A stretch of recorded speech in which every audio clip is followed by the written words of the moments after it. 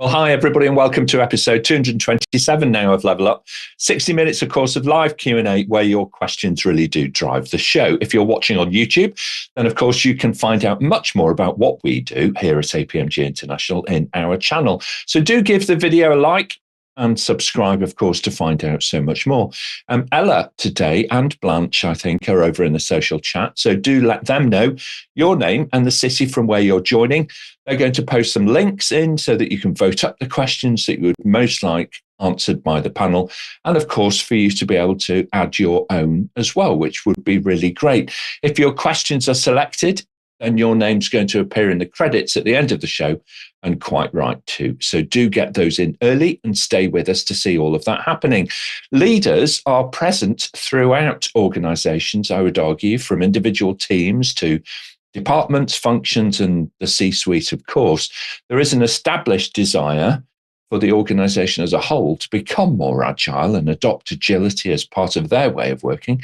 So how do we become and demonstrate that we are agile leaders? And importantly, what does that actually look like in 2024? Are expectations different now to perhaps they were some years ago? To help us figure all of this out today, we've got a wonderful panel. So let's jump across and meet them all. Bina Champaneria is an accomplished trainer and coach who works with a broad client base across the UK and Europe. Having spent time managing projects in agile environments, Bina knows what it is to lead with influence, a strong networker with a commitment to professional development, rather. I'm truly delighted to welcome her back to Level Up. Welcome back, Bina. Thank you very much, Nick, and thank you to all the viewers. Thanks for joining us. I think this is a really, really interesting subject we're going to explore, because we need to think about people, not just what we're delivering, and we need to think about having an agile mindset to get the best results. So it's a different focus for leadership, all the way from C-suite down to the project manager. Thank you. Absolutely. Thank you so much. Farah HEBA rejoins us today. She is, of course, product owner and trainer over at Aedger, where her client base extends from the public to the private sectors and across many fast-paced industries and culturally diverse environments. With a keen attention to detail, Farah focuses on bringing the very best out of her clients through her engagements and, of course, with their teams as well. Welcome back, Farah. Thank you, Nick. I'm really delighted to be here today, and this topic seems really interesting. So really looking forward to answering the questions from the viewers. Yeah, absolutely brilliant. We've got a big audience already actually over on LinkedIn. So don't be shy, LinkedIn colleagues. Just say hello in the chat. Let us know your name and, of course, the city from where you're joining. That would be great. Suresh GP joins today. He's, of course, the managing director over at TaUB Solutions, where across not just the Asia-Pacific region, but actually worldwide in the US and particularly actually in North America these days as well, TaUB build capability in their clients to think and act differently through techniques like business relationship management, the Agile Manifesto, DevOps, modern service management techniques, and more. Very much a sought-after contributor and thought leader, Suresh was awarded the top Business Relationship Manager Award by the Institute in 2021. So welcome back to Level Up, Suresh. Great to see you today. Thanks, everyone. And it's been a real pleasure to be as part of a very important topic around agile leadership, particularly in 2024 as we just unravel after COVID. So it'll be really watchful to see about this hybrid environment and how can we push this a little more on the notch ahead. So looking forward to some great conversation today. Yeah, excellent. Thanks so much, Suresh. Really good to see you again, my friend, and have you back on the panel. Giles Lindsay rejoins today, of course. He's a fellow multiple panelist now. He's the CEO over at Agile Delta Consulting, where he focuses on things like transformational projects, agile leadership, product strategy, and the like. He is, of course, an accomplished agile coach. He's empowered numerous teams actually to adopt and optimize an agile mindset in their day-to-day work. And Giles was recently included in the 2023 listing by the prestigious CIO magazine of the 10 most influential leaders in tech to follow, if I've got that correct. So welcome back to Level Up, Giles. Great to see you. Yeah, thanks, Nate. I mean, this is such a great topic, and to be joined with a great panel here today as well. I think we're going to have a great conversation on this. You know, there is most definitely type of agile leadership out there. And I think we're going to be able to really dive into the questions that are already coming up on Slido. Brilliant. Okay, thank you so much indeed. Etienne Shardlow rejoins today, CEO of Symphonise Consulting and a regular contributor to the Level Up community. He focuses on consulting and training services from his home city of Johannesburg in South Africa. Working with government and private sectors on digital transformation projects, Etienne delivers true value to every client engagement. Welcome back to Level Up, Etienne. Very good to be back. I'm really looking forward to this topic. So, we often talk about the agile methodologies, but do we talk about the people and the leadership skills required to make these things work? So, good to be here. Brilliant. Okay, thank you very much indeed. And of course, Level Up doesn't work without a question master. I'm delighted to reintroduce today Suchitra Jacob, who's joining us from Bangalore in India. Hi, Suchitra. Welcome back. Hi, Nick. Hello to the panelists and, of course, our viewers. Great to be back. And, of course, I can't wait to ask all the questions. We've already got a lot lined up. All right. Excellent. Well, I think we should jump straight into the questions then. So, Suchitra, let's have our first question to the panel, please. Our first question is from Kimball Kinnison, who asks, what are the characteristics of an agile leader? All right. So the characteristics of an agile leader. Suresh, you work with many around the world. Why don't you start us off? Well, great. I mean, first of all, this is a great question to understand what is an agile leader, right? So before we get into the definition of an agile leader, I think the most important part is we as a human species need to adapt and adopt. I think that's a very important integral part of it. Whether you are talking as a leader, as an individual, let's talk about adopt and adapt is the way to work. That's number one. Number two, as an agile leader, all that matters is your team winning the game. So it doesn't matter about yourself, your leadership. All that matters is what are you playing to ensure your team is able to give the desired outcomes. And finally, one of the important part of an agile leader is to be humble and supportive and say, I don't have all the answers. I'm not the smartest person in the room. And that just demonstrates you to be open and receptive to get new ideas and say that as a team, we make it happen. So for me, these are three attributes of a great agile leader. I agree with you. And I love that sense of leading with humility. It's something that's very important, isn't it? From, if you read the classics when you were younger, from the earliest accounts of often military figures, usually male, to be fair, because at the time, that was the nature of capturing written history at any rate. But it's about that humility and understanding that you have to remain grounded. If you don't remain grounded and humble, then you're unlikely to be able to get the very best, out of your colleagues around you. So thank you very much indeed, Suresh. Farah, your thoughts, please. Then we'll go to Giles. Well, I'll continue on what Suresh has just said about, let's say, humanity and the agile leader being a human part of the team.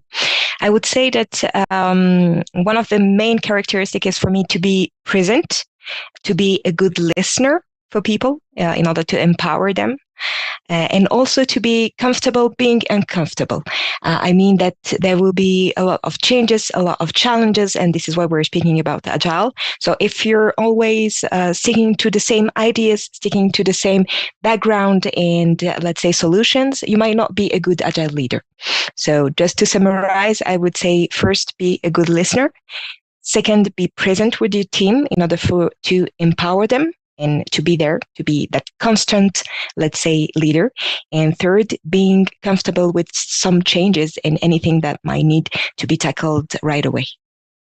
Absolutely right. I'm going to kind of paraphrase you a little bit about being a good listener and being present with your team. It's fantastic guidance for all of us. Thank you very much indeed. How often are we in sessions when we're not really present? we might be there. We may as well be a loop of video nodding, but we're not actually fully listening and actively engaged in the meeting that we're supposed to be in. So really good counsel this morning. I'm loving this. Thank you very much indeed, Farah. I'll try and put that into practice myself today. Giles, please, and then we'll hear from Etienne. Brilliant. Thanks, Nick. I agree with what Farah and Suresh have actually started us off with, this human element of it.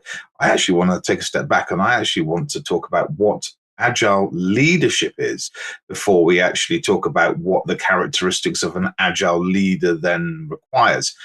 And for me, agile leadership is a number of things. Firstly, it's the practice of creating change. Now, that doesn't necessarily mean in an agile organization already. It may be somewhere where it actually helps build out a truly agile organization. And I think also an agile leader or agile leadership is also that craft of creating the right context for self-organization as well. So it is all of those wonderful human elements that Farah and Suresh were talking about as well.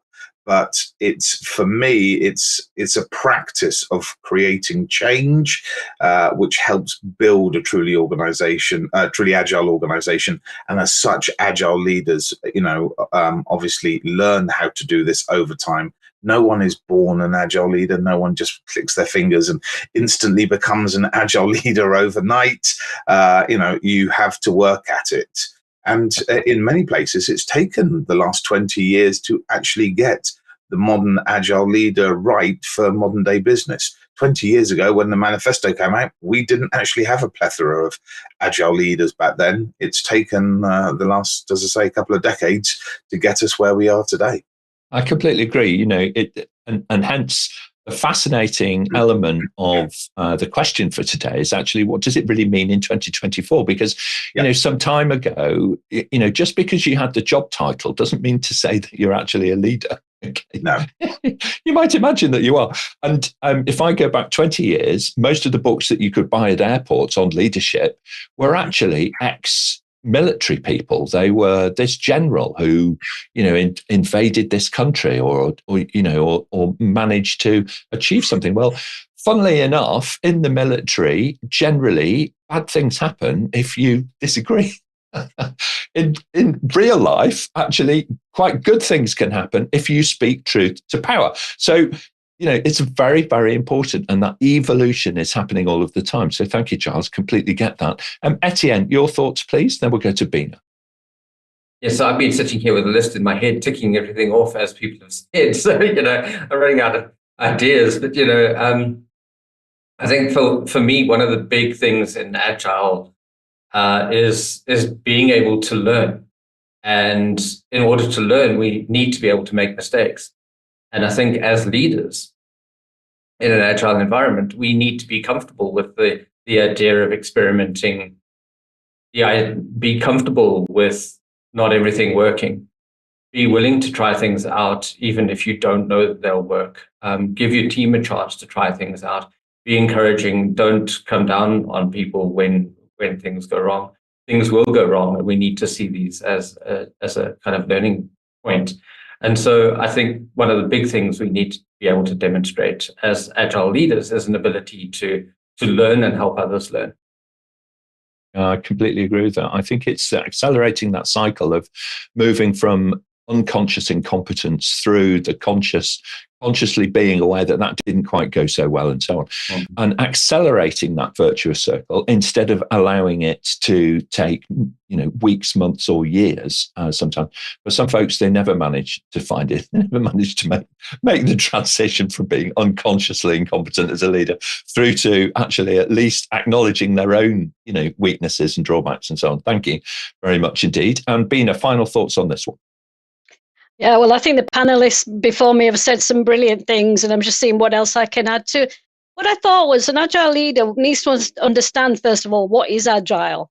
It needs to understand things like the manifesto, the different principles, how we work in agile. So they have to have that and develop an agile mindset. So there is that need to understand what agile is all about if it's something you're not familiar with.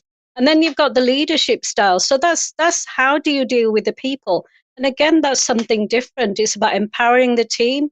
It's about letting the team be creative, letting them explore, giving them a safe environment to understand that, they may not get it right first time, but that's okay because we're learning. So everybody's learning, working together. And an agile leader also needs to learn and get feedback as well. So there's that kind of, lead by example as well. So yes, two aspects. What they have to understand what agile is, and they have to think about, okay, if I'm going to lead this team, so if we're saying at project level, how do they lead that team? How do they get the best out of the people, basically? Absolutely right. And getting the best out of people is, after all, and the essence of bridging leadership into management and thinking about those two things, which do often overlap in the kind of Venn diagram of things, to do for most of us in our day-to-day work. So that's really excellent. Thank you so much, panel. Let's jump over to social then and see who our producers of the show are today online, because of course they set the questions for the panel to be able to answer. So Onyenso joined us, Caleb joined us from Stoke-on-Trent. So welcome, Caleb. Really great to have you online today. Fantastic to see you. Adrian Pine, a regular contributor to the Level Up community, actually joins us from Dorset here in the UK. So thank you, Adrian, for joining. Looking forward to hearing your contribution in the chat and seeing that. And we have Prem Kumar, who joins us as well, wishing us a happy Monday as well. And a happy Monday to you too, all the way from Bangalore in India, of course. And Irene Stella joins us from the London here in the UK, a regular viewer actually and participant. And talking about regular viewers, Boleslaw is back from Poland. So fantastic.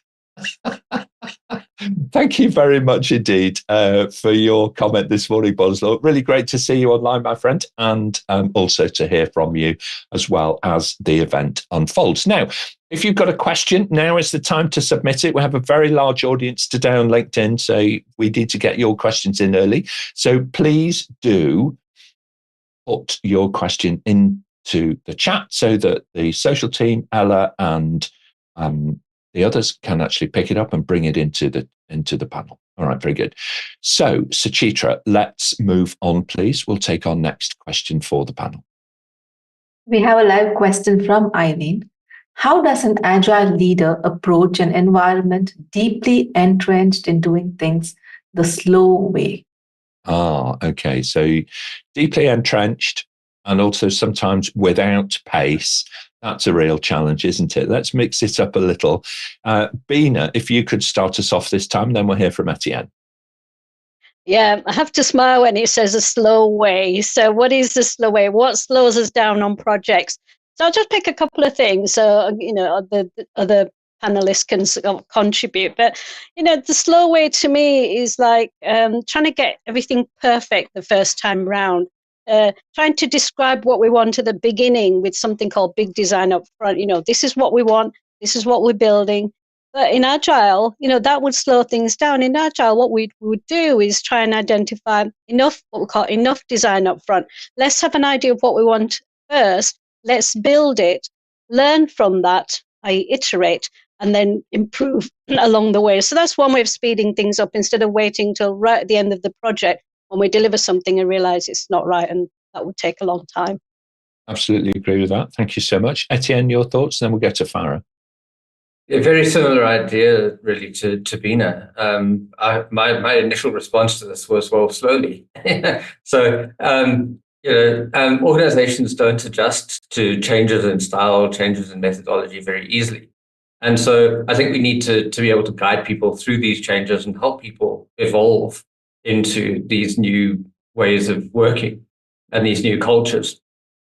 And so my advice is do it slowly, little bit by little bit. So take an agile approach, incremental approach, find the things that are going to make a difference, try some experiments, see what works, see what doesn't, and allow this agile culture to evolve in the organization rather than trying to take a kind of very unagile, big bang approach to implementing agile. It's such an important thing, isn't it, to get a sense of this? And I would suggest, I'm going to use the word feel now. So if you are championing an agile approach in an organization, you need to have the emotional intelligence to be able to pick up on how other people are engaging with it or not, and what the pace of that adoption is most likely to be, in order to be able to leave the organization with a lasting difference, if you like, rather than just simply a few moments of what you may believe is significant change, but actually is very difficult to sustain in the longer term. Farah, your thoughts, please. Then we'll go to Giles. Well, I'll add something that I usually add when there is such kind of question is, and that is, try to figure out why do people are more comfortable the slow way. Maybe there has been some previous topics, previous projects that went really bad, and people are more comfortable with doing everything perfect this time to make sure that they do not reproduce exactly the same errors that they made. So the main advice from my side is try to understand why, and then show them by example. I mean, if you feel like there are things that can be done less perfectly or things that can be done a faster way or accelerating on some things, we'll show them on an example that it can work and that there will be no, let's say, bad consequences. It will maybe help them to get into a faster environment and faster steps.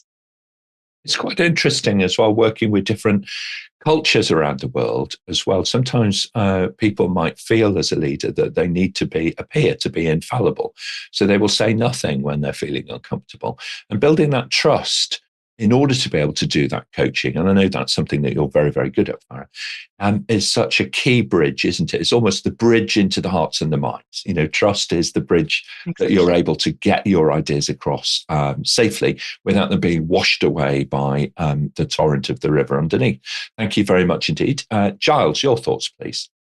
Yeah, thanks. I'm going to just actually pick up on what Etienne and Bina said in the last one. I think by the time it gets to us, the checklist has already been expunged. The points have been raised. I want to go back. I think Farah was absolutely spot on with the why. That was going to be my piece. So I fully support Farah getting in there early with it. I would like to actually just challenge this whole thing, with deeply entrenched, slow organizations. It doesn't mean they have to remain slow. And this is the thinking that, I often talk to other leaders in an organization. And can I just absolutely make the point right now, an agile leader does not necessarily mean someone in the exec team. There are agile leaders at all levels and at all parts of an organization, from the people at the teams who are closest to the customer, who are closest to delivering the outcomes, all the way through, hopefully, to the executive teams these days. And that's where people like myself come in to actually influence that change across organizations that may be operating slowly. I work with my fellow C-suite to try to educate them in, obviously, agile ways of working, agile mindset, agile approaches, cultural changes, etc., etc. So I don't think it has to remain slow. I think, once you're in there and you're trying to bring about change for good for the organization, I think it's about starting small, setting some experiments, setting some hypotheses, and actually seeing how much you can start speeding things up across the organizational design. And then things just don't remain entrenched. But as long as you're taking the people on the journey, so everybody is fully aware of the change that is actually being processed throughout the organization, I think then we are in a much greater place. So this sort of thought that we have to remain slow is just kind of crazy. I agree with that. I think Irene Steller's comment in the chat was really spot on there. I would suggest to focus on latency. If you can reduce latency, then that's a good thing. All right. That doesn't mean abandoning the rigor of good governance. It doesn't mean, giving up on your ability to work within a highly regulated environment.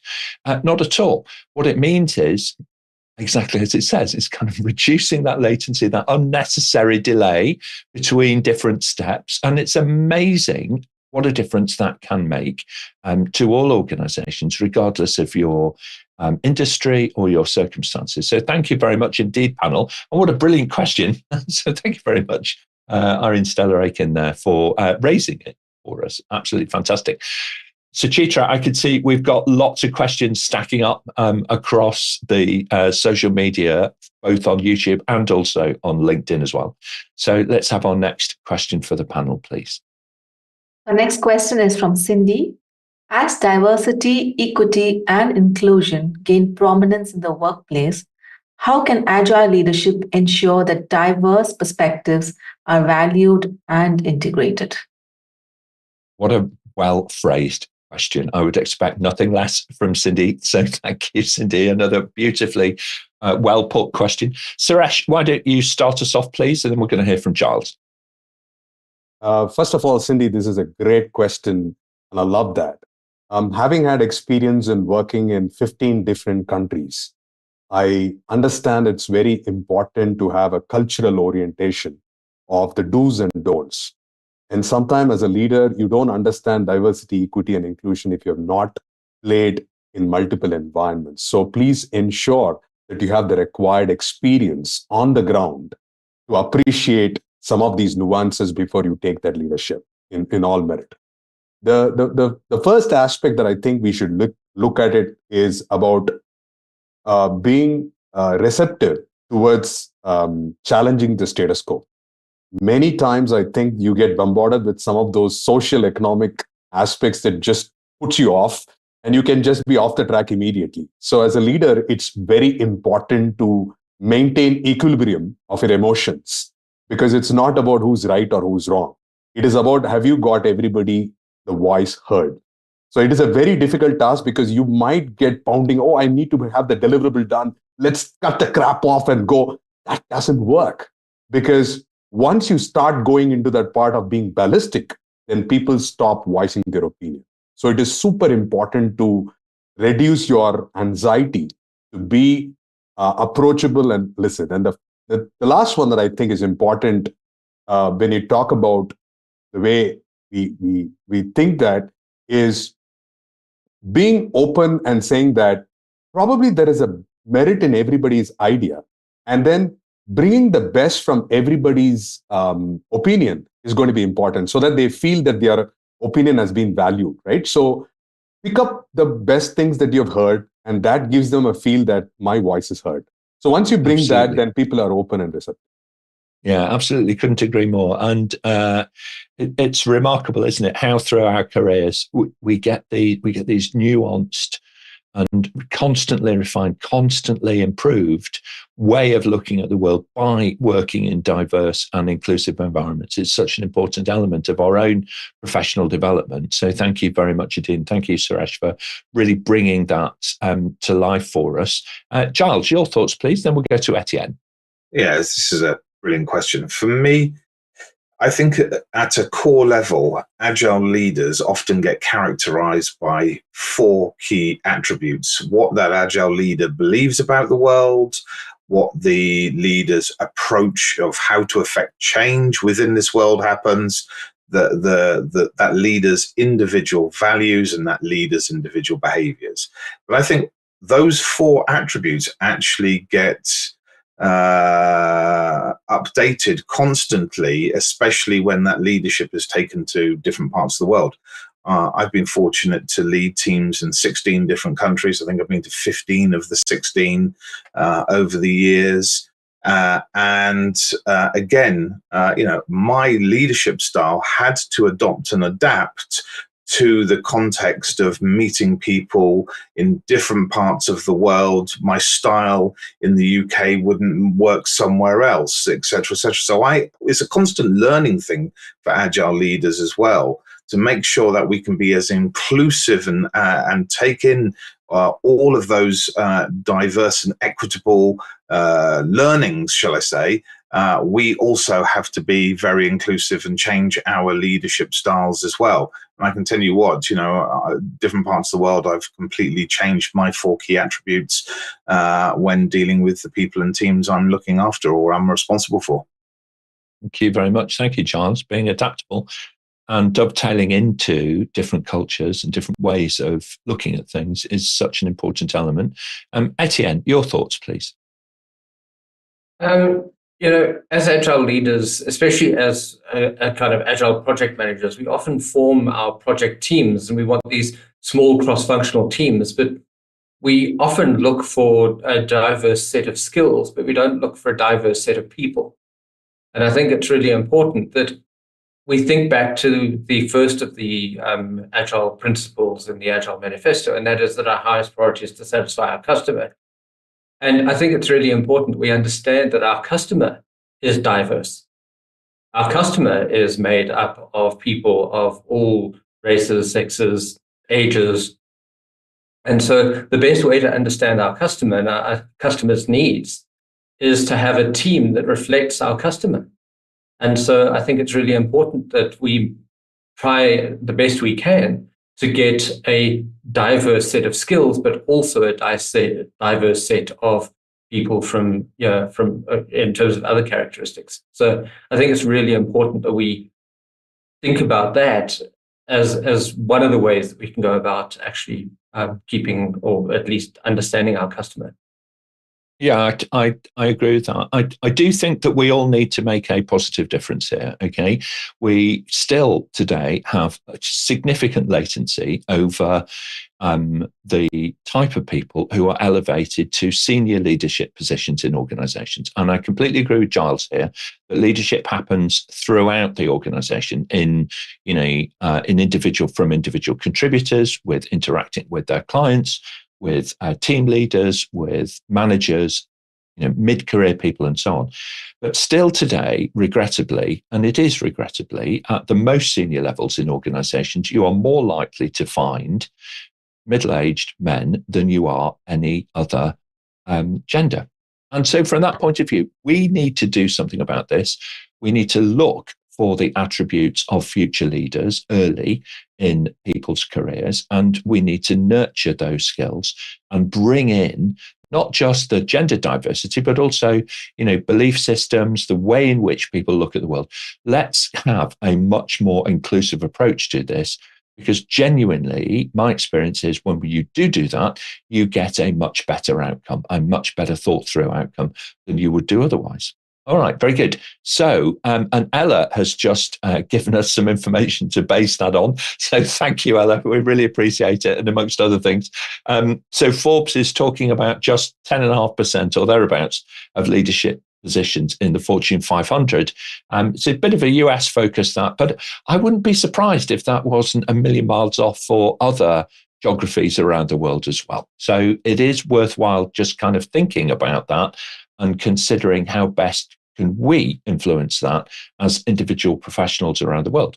Thank you very much indeed, panel. And also thank you for Cindy's contribution on the UN and their women's leadership programs. And I know that many of the panel are actually, and all of the level up community are very much engaged on the diversity and inclusion agenda at the moment around the world. So thank you. Let's move on, if we may, Suchitra, and we'll take our next question, please. Our next question is a live question from Carrick Brown.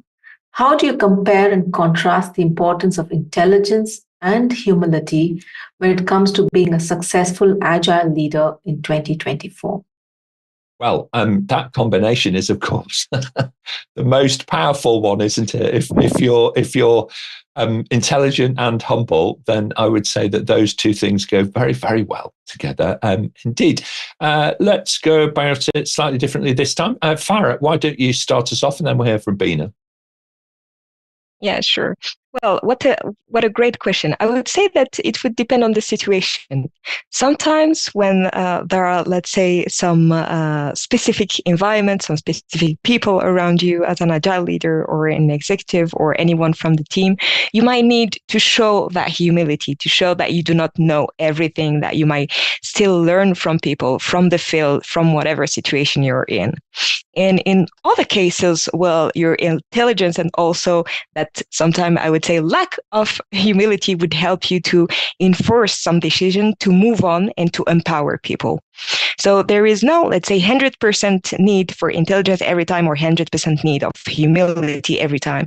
It would depend on the situation, on the people you have around you, and also on what needs to be done.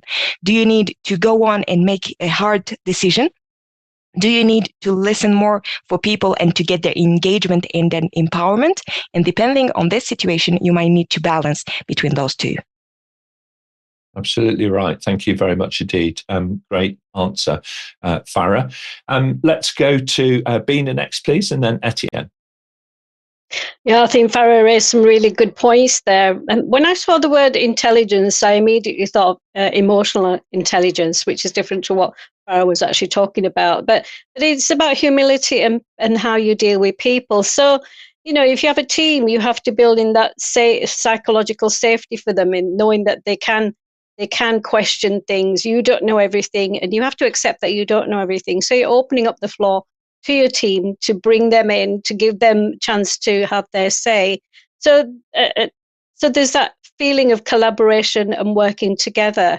And I guess going back to humility, is that you don't know everything, but you have to trust your team, and you have to trust your team to be creative, to try different things, and to come to you. So it's understanding you don't know everything, but you also need to understand what the team are doing without the detail. So you don't say something that sort of doesn't make sense, kind of thing. But it's certainly about relationship building with your team and humility. Most definitely. The whole point about empowering a team is exactly that. It kind of, it's important. It is what it says on the tin. If you're going to empower other people, empower them. Don't come back later and say, "Oh, I don't really like that." I mean, be engaged with them and help them to do a better job, of course, do that coaching and support and enablement, lifting them up and so on. But yeah, you need to keep close to it for sure. So thank you very much indeed. Appreciate that. Let's go to Etienne next, please, and then Giles. So when I saw this question, I was immediately reminded, and I think it's Simon Sinek from Leaders Eat Last, but I may be incorrect. So I'm going by memory here. But he talks about if you want to be truly intelligent as a leader, he says, allow other people in the room to speak first. That way you can listen to everyone else's answers and then come forward and say, well, based on everything that you've said, this is the way I believe we should go forward. Something else that I want to raise just comes back to the previous question around diversity. What is the point of hiring a diverse team and having a diverse project team if you're not going to listen to all the members on the team and show some humility? And so show humility, listen, learn from your team, and use that to be a great leader and to use their insights to help you always make the right decisions. Yeah, I completely agree with that. And I think we'll come on to some techniques for making sure that all voices are heard, and not just from a point of view of gender, but also, race, sexual orientation, belief systems around the world, and different cultural different business cultures around the world are very, very important in order to be able to get that truly, balanced and inclusive kind of environment working. Giles, you do a lot of this kind of work, getting very senior people to take a little bit of a look in the mirror and really think about organizationally, how are they creating that culture of inclusion and diversity? What are your thoughts on this? I like to think that, intelligence and humility are crucial, but I actually think their importance is slightly nuanced. And there's a difference there, because I think that intelligence in the leadership space is about being able to navigate complex problems, be able to innovate, especially in the world we currently exist in today in 2024.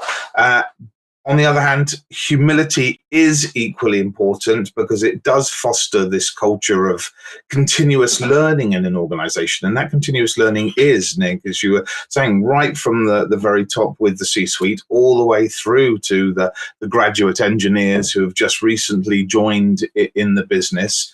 And then obviously, because of that nuance, ultimately, humble leaders are then open to feedback, that sort of 360 feedback. They recognize, obviously, the contributions of their teams as well within the organization.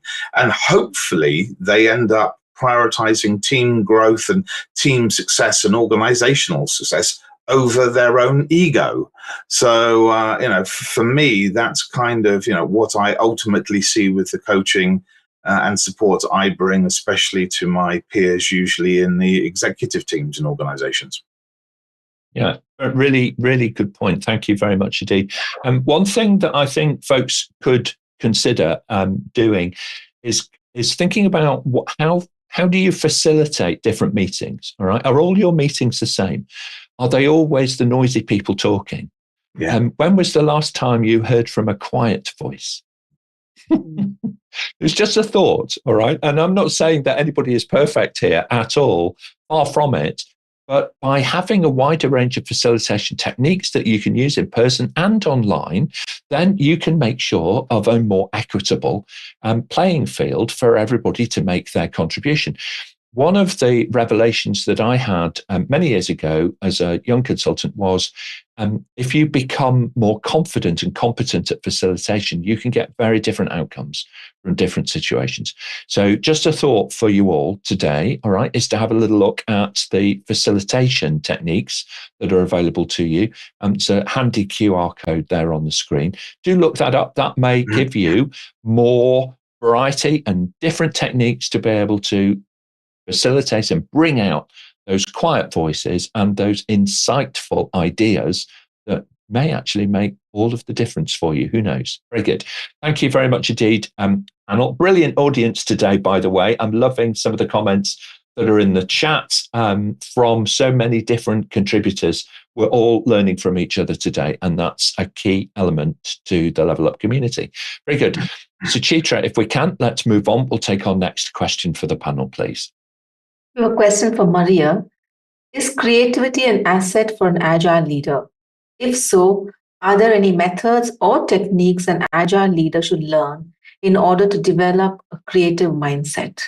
Well, this is interesting, isn't it? Creativity is often kind of hammered out of us during our educational, our time in state education. Certainly, we're all kind of jelly molded to try and think, act, and remember the same things together. How do you actually do that in real life? Farah, help us out here. How do you go about helping folks develop that more creative mindset? Well, I would say do not always focus on the solutions first. Some people usually say, let's get insights from the fields, let's get insights from our clients, from the people who are working on those projects. Well, this is where we need to start. Usually humans, and I think that's something that we need to work on, whether we're project managers or team members, is that we always rush to the solution because there is some ideas that we have. We say, okay, it will work that way. This is the best solution, etc., etc. Whereas the main thing is to have your head, a cold head. I don't know if we can say this, but a cold head and just focus on the problems rather than the solutions first. And you can find a lot of methods to do so. Usually people are speaking about design thinking methods, creativity, innovation methods, etc., etc. But the main thing is to try to focus on the problem first and to get as many insights as possible. You were speaking about facilitation. Well, this is a first thing to do, is to try to figure out what kind of facilitation techniques you might use. Are you going to go into interviews? Are you going to go into surveys? Are you going to go into, let's say, observations? What's the main thing that you can do to get those insights prior to discussing the different solutions with your team? And the second advice, and this is something that relates to the previous question, is get as much insight from your team as possible. You're not the only one that knows what the best solution is or what everything means on the insights that you have gathered. Yeah, I agree with that. It's about being able to have active listening going on, not just physical listening, but actually having roots in, if you like, for individual contributors to get their insight to you as a leader, so that you can process it and consider it and think about it. We're often in a very privileged position, whether you're leading a small team or whether you're leading a multinational organization, that your helicopter view is hovering. Your helicopter is hovering higher up than some other folks are So from that point of view, you should be able to look across the landscape a little further. Your horizon should be a little broader, and you should be able to take more input and take that on board. Thank you very much indeed, Farah. Giles, your thoughts, please. Then we'll go to Bina. Thanks, Nick. Just as we talked about intelligence last time, and that allows leaders to navigate those complex problems, creativity is very, very similar for me, because it does, again, allow the leaders at all levels in the organization to foster those things like innovation, solving complex problems, again, inspiring their teams to find unique solutions to the context that they actually face. And I think that, agile leaders can actually learn a few skills like design thinking. I know Farah mentioned design thinking. And obviously that's all about then, identifying empathy with users and things like that. I think we can take lean startup approaches as well, through sort of rapid prototyping, and that flexibility we can get through that. I think there's some other things we can get involved with: brainstorming, mind mapping, 360 feedback loops. I think all of these things will help create that culture, which ultimately values creativity, continuous learning, and allows us to deal with these complex problems that we sort of always seem to find ourselves in 2024 and onwards. Yeah, completely agree with that. Thank you very much, Etienne. It's given us a much broader perspective there as well to kind of hang our hats on. Appreciate that. Bina, your thoughts?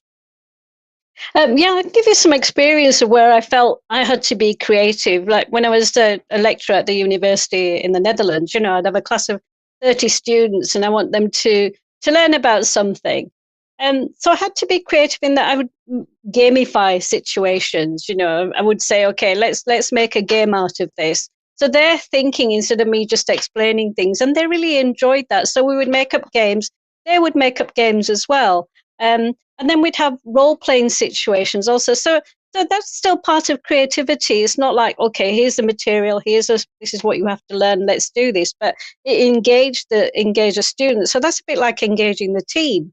And doing something a bit more active, really, where they have their input, they have chance to be creative. So as a creative agile leader, you have to sort of let go and experiment, and then you have to let your team practice and experiment themselves and come up with something. And even now, as a trainer, I have to be creative if I'm explaining something. I'll set up some kind of interactive game, if you like, where they practice something, and that's a good way of learning and developing. So I have to be creative in order to let the team be creative as well. Yeah, completely agree. Farah, I just want to bring you back in to help us out a little bit. Do we have to constantly invent, constantly change, in order to be able to demonstrate our creativity and our innovation as an organization? Or is there an alternative? Well, I would say absolutely not. Usually when we speak about creativity, people are freezing, thinking that they need to invent something that has never been done elsewhere, but it's not the case. Innovation does not mean invention. I mean that you can reuse some things that have been done. You can reuse some ideas that come from other projects, from things that have already been, let's say, implemented into your company. Creativity means finding a solution to a problem, whether the solution means inventing something new or it means reusing something that already have been proved, let's say, working good. Absolutely right. And wonderful answer. Thank you very much indeed. Really appreciate that. What an amazing question from Maria there around creativity. So very good. Thank you so much.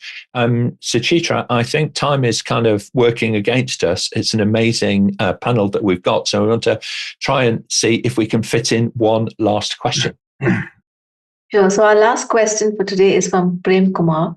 How do you measure the success of agile leadership initiatives or transformations? Okay, so here we come now. So some real ground strokes are needed.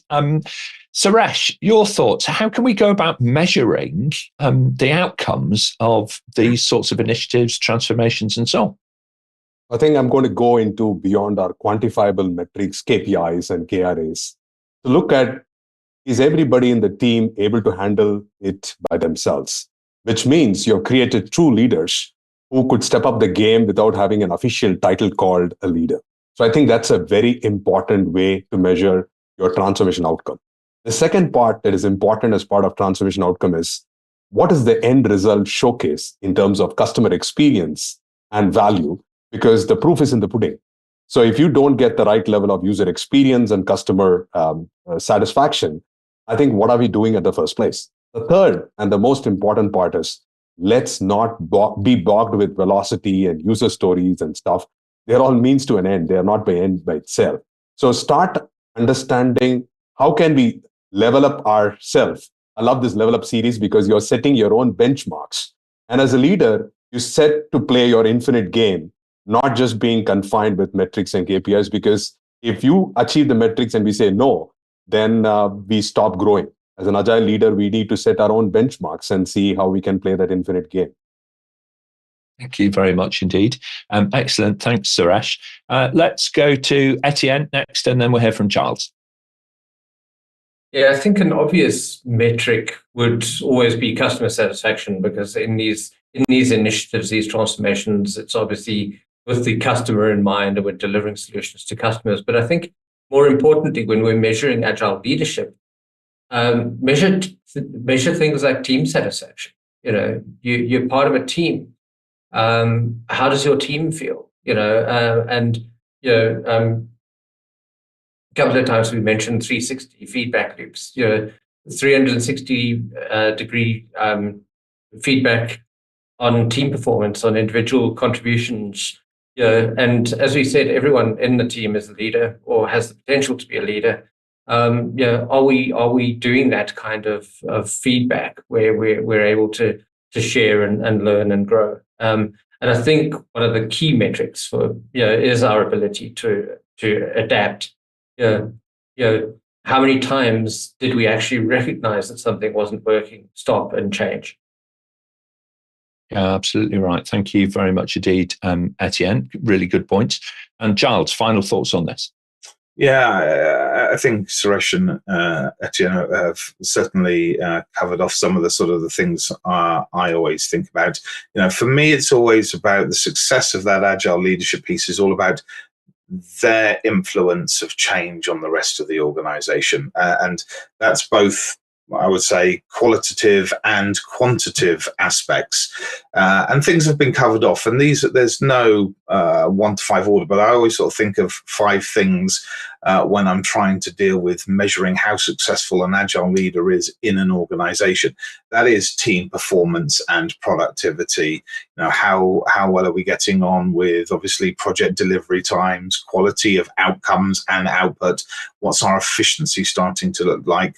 Obviously, employee engagement and satisfaction, team morale, job satisfaction, are our attrition rates lowering because of the impact of the agile leadership changes? You've got obviously customer satisfaction. Number one goal is to delight the customer with everything that we're doing. So it's obviously looking at net promoter scores and seeing how those are going upwards. Being able to be adaptable and responsive, not just to changes going on in the organization, but external factors. The technology is changing, the customers are changing, the world is changing, so the market is changing. So we need to be adaptable and responsive as well.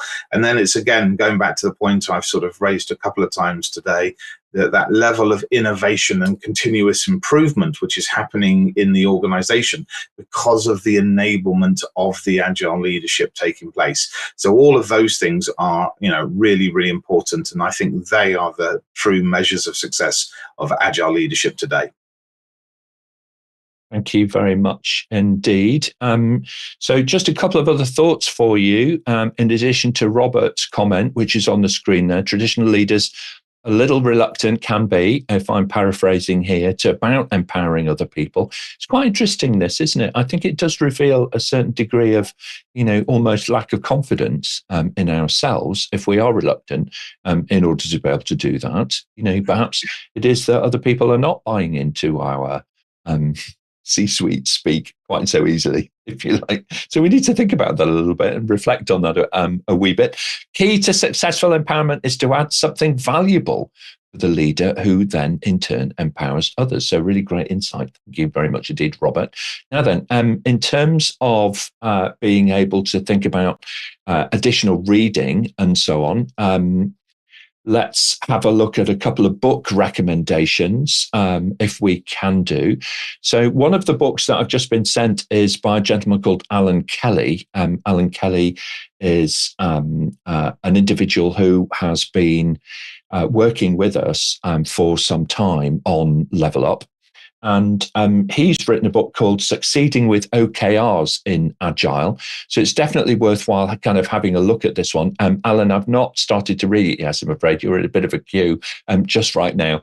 But it's quite interesting. I kind of had a little flick through it, and it's got some really great practical approaches, pragmatic approaches, actually, as to how you might do that. And the other recommendation that I would have for everybody who's watching today is to pick up a copy of this book, which I think is truly fantastic. I'll turn it around a wee bit so that you can see it a wee bit better. It's called The Answer is a Question, and it's been featuring really well on Amazon in terms of business education. It's by Laura and Dominic Ashley Timms, and it forms the basis for a qualification, a new qualification from APMG International, okay, which is called Star Notion. And it really does help people who are in management positions and leadership positions to develop their questioning techniques and bring out the best in other people through doing that. All right, very good. So let's go to closing remarks panel, if we can, reflections on today's event. Farah, if I may, let's start with you, please. Thank you, Nick. Well, the questions from the viewers were really great and challenging. So thanks for all of you and for everything that you have shared with us today. Thanks also for the panelists for all the insights and all the ideas and answers that we have discussed all together. And my final thought would be that Agile Leader would need and should focus on relationship building and on trust with the team. As we have said, Agile leaders are not always executives. They might be people from the team, that might be team, let's say, change agents or whatever they are. So those are, for me, key elements: relationship building and trust. Thank you very much indeed. Giles, your thoughts, please, and then Bina. Yeah, thank you. And thank you to the audience for all of the great questions today. Fantastic. Always love coming on and sort of sharing thoughts on these topics. We only get a few seconds to actually think about the responses, so I hope they're good enough. For me, you're not born an Agile leader. It takes a lot of effort to become an Agile leader. There's a lot of learning, a huge journey you have to go on to become an Agile leader. But as Farah said, it can happen at any position, any level in an organization. It's about, obviously, the adaptability, the responsiveness, that execution of doing things right to support the organization in the right way. So, please, if you're on that journey, please keep going, because businesses today need many, many more Agile leaders to support them and help them out. Absolutely right. Thank you so much indeed, Giles. Bina, your thoughts, and then Etienne. Yeah, for a Agile leader to be successful, there is definitely the need to have the support from the organization. Adrian Pine actually talks about this in his book, Agile Beyond IT, where he says, look, your organization has to support a project. So otherwise, the project's not really going to get the best results and so on. So the agility and the behavior needs to come top down from the business. Otherwise, if that's not there, then a single Agile leader further down isn't going to be able to be Agile, because there isn't the background, the support, and so on. So it has to come from the top, that way of thinking. Yeah, absolutely right. And I thoroughly enjoyed Adrian's books, actually. So I would definitely recommend that one to add to your reading list. Etienne, your thoughts, and then we'll hear from Suresh. Yeah, I think the main lesson from today really is that agility is a journey. We're all on this journey. And there are some of us who are going to be able to lead others on these journeys. And I think a big part of what leadership is helping others on this journey. So what are we doing to help other people fit in and work in a more agile way? Thank you very much indeed. Suresh and then Suchitra. So for me, it's again going back from intelligent quotient to emotional quotient to love quotient. How we can be more kind, humble, compassionate, and ensure that it radiates to your entire team. Remember, you're only as successful as a team. So if you're starting to impress people, don't impress with your intellectual prowess. Inspire people by the way you conduct as a model human being and a model citizen. That is how you will build a high-performing team. Absolutely. Thank you very much indeed, Suresh. Suchitra, an amazing episode today, super busy in the social chat, which is great to see, by the way, and really great answers from the panel as well. Yeah, I agree, Nick. The hour just sped by. We have so many questions and yet a lot more to take in. So I enjoyed the show and, of course, listening to our panelists as well. So thank you. Okay, and I guess we'll hold over any questions that didn't manage to get through on time to us for the next episode. Is that right? Yes, of course, yes. All right, excellent. Thank you very much indeed. Well, on behalf of our producers online, I want to thank you, panelists, for your contributions today. Really do appreciate it. And also on behalf of the panelists, thank you, producers. You've done an amazing job today from all over the world, actually, coming up with great content, great questions for the panel, and the Level Up community very much at its best today, early on a Monday morning here in the UK. At any rate, of course, lunchtime in other countries and evening across in Australasia. So very good. Thank you very much indeed. Now, over on the APMG International website, you may search, of course, for answers to more than 2,200 questions that have been previously asked and answered across all of our different events that APMG International host. It's totally free of charge, and it connects you with around about 300 experts from all over the world. Don't forget, you may also listen to the audio versions of the shows on your preferred podcast platform. Just search for APMG International, Level Up Your Career, and you will find us easily. Coming up this Thursday at 9, we're looking at innovation in enterprise big data. That's a live stream event, so you can just turn up and take part. All of the information is on our website, so do look that one up. Before turning our attention this Friday, the 1st of March, at 2 p.m. here in the UK, we're going to be exploring how to become an agile change agent and accelerate that kind of change in your organization. Monday next, on the 4th of March at 8 a.m. back here in the UK, we'll be focusing on careers in service management. So lots to tune in for. Don't forget to head over to the YouTube channel. Do give the video a like, please, and subscribe. It really does help others to find the content. And just write to us and ask us, and we'll send you a personal summary of what's coming up and how you too can join us here on the panel, of course, and level up your career with APMG. So thanks very much, everybody. We'll see you next time.